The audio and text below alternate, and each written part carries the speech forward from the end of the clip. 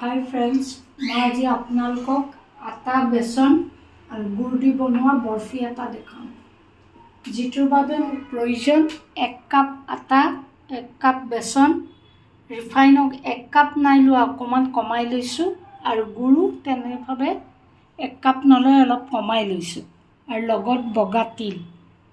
एतिया मैं बर्फीटो केनेके बनाम देखुवाओ हक। प्रथमते गरम करि थोआ केराही एखनत रिफाइन तेलखिनि दी দিব।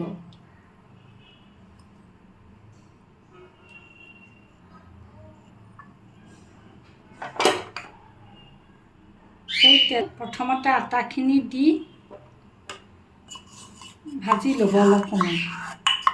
आटार गुण जोवालेके तेलते आटाखिनि भाजी पेलाब।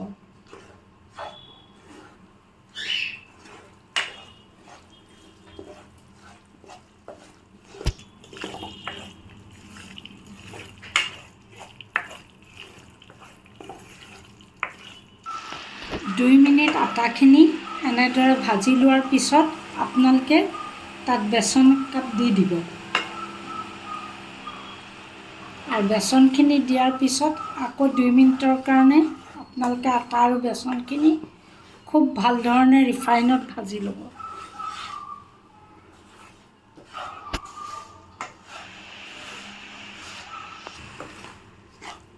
আটা বেসনখিনি गुण ओलाई जोৱাৰ পিছত भाजी भाजी যেতিয়া गुण ওলাব তেতিয়া আপোনালোকে ইয়াত গুড়খিনি দি দিব।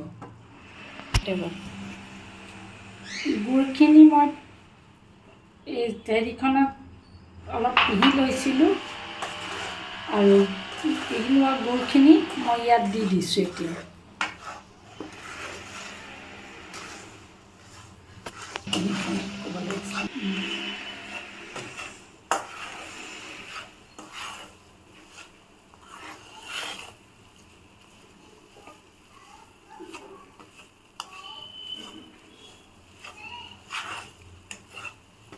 ইয়াত অকণমান ড্ৰাই ফ্ৰুটছ দি দিব আপোনালোকে।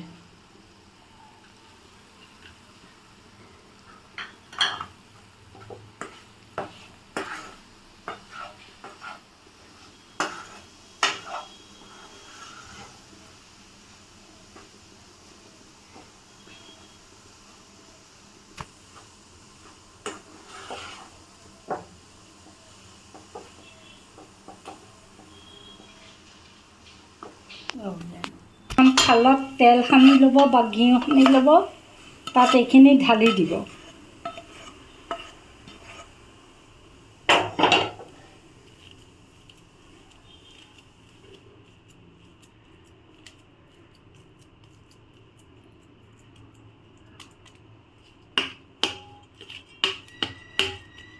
ইয়াৰ ওপৰত আপোনালোকে বগা তিল দি দিব।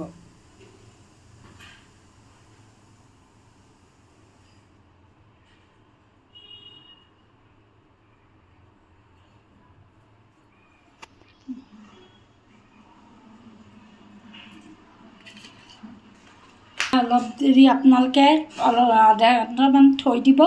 ঠাণ্ডা হ'লে ইয়াক পিচ পিচ কৰি কাটিব। আটা গুড়ৰ বৰফিটো ঠিক এই ধৰণে কাটি ল'ব।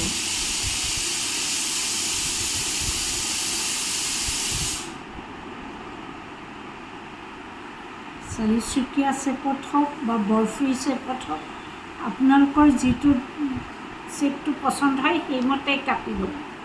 আপোনালোকৰ আটা বেচনৰ বৰফি যিটো বনাবলৈ বহুত কষ্ট নহয় আৰু খুব কম সময়তে আপোনালোকে এই বৰফিটো বনাই ষ্ট'ৰ কৰি ৰাখিব পাৰিব আৰু কোনোবা আলহী আহিলে দিব পাৰিব, যিটো নিজৰ ঘৰত খাই ভাল পাব।